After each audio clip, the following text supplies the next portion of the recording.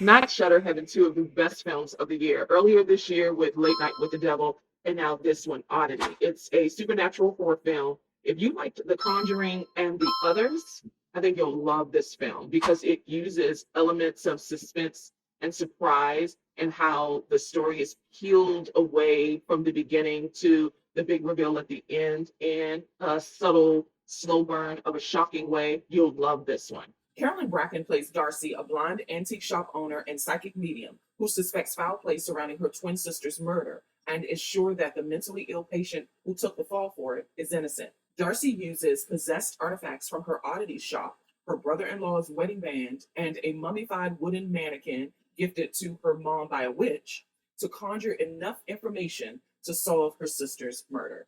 I've said this many times. I don't like twin stories where when it feels forced and dependent on the story in a way that just doesn't feel organic. I like this one because the actress playing the twin, Carolyn Bracken, she plays distinctly different people, even though she's a twin.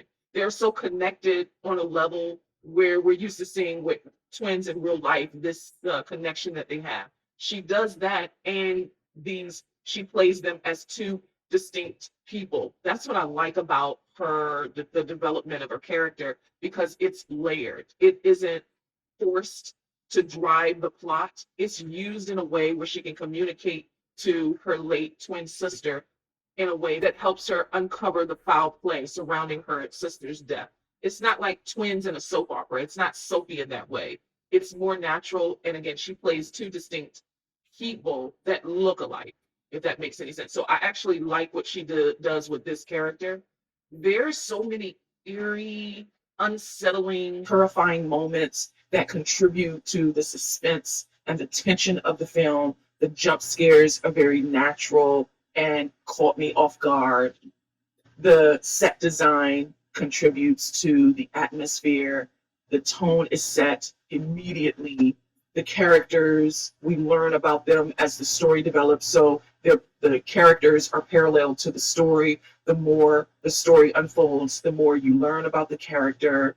I like that the suspense surrounding these mentally ill patients, their characters are not tropes.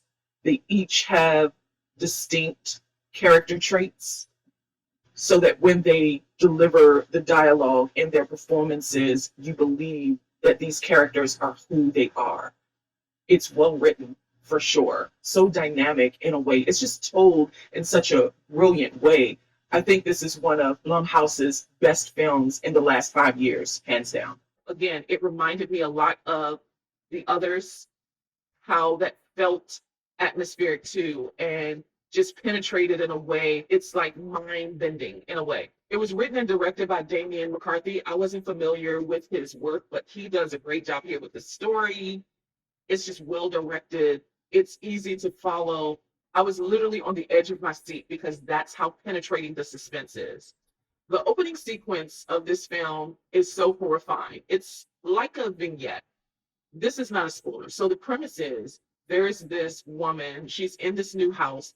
Her husband is a psychiatrist at a mental institution and he works nights. They just move into this house in the middle of nowhere. It takes place in Ireland. She can't find her phone. So she goes out to her car, leaves the door open, goes to her car, tries to find her phone, cannot find her phone, goes back into the house, gets a knock at the door. And there's this terrifying man with a glass eye telling her that while she was at her car, someone went into her house. Let him in. And I'm like, would you let this person in? Or would you get out because someone could really be in here? This scene is so well paced and so deliberate, how every moment felt like a penetrating heartbeat. Is someone in the house? Should she let this seemingly crazy man inside? And she's considering it because she's afraid. She's in the middle of nowhere. It's the middle of the night. Who's the threat? The person that snuck in her house or this seemingly crazy person? That's the exchange. They take so much careful consideration in the scene because it's not rushed. They take their time. giving the audience, giving the viewer enough time to consider along with the character. This isn't even a spoiler. This is the opening sequence, and the rest of the film is a callback to that very moment. What happened there? Was the threat inside the house or was the threat outside the house? Does she let him in? Does she make it to safety? That was such a good sequence, and the rest of the film has you trying to figure out what really happened in that moment, what's true and what's not. It's done so well. It's written so well. I think the ending was good. They took their time, and the final shot is just such a really great scene. Also, note that along with the horrifying elements and suspense built into how the story unfolds throughout the runtime, there's a situation, I'll say sexual in nature, it comes out in dialogue. It's not a scene, but it's very suggestive. It may offend, but I'm glad that it only comes out in dialogue because that scene would have been unnecessary. We didn't need that to know how horrifying it was, how the victim is murdered. I just wanted to put that out there because it was like when I heard that, it took me back because of, we're dealing with mentally deranged patients in the film too. It was very triggering. I'll say that. If I had anything to say bad about it, it's the continuity with the lighting. There are a lot of shots where the exterior light leads into the interior shots that seems like it's daylight outside when it's actually night. That would be the only bad thing that I would say about the film because the rest of it is so good. Everything contributes. The set design, the score, the sound design, because there are subtle sounds that contribute to the horror and the suspense. This is a really good movie. Like I said, Shudder has two of the best films of the year that happen to be horror. Late Night with the Devil and Oddity. This is a film that I highly recommend that you see with an audience.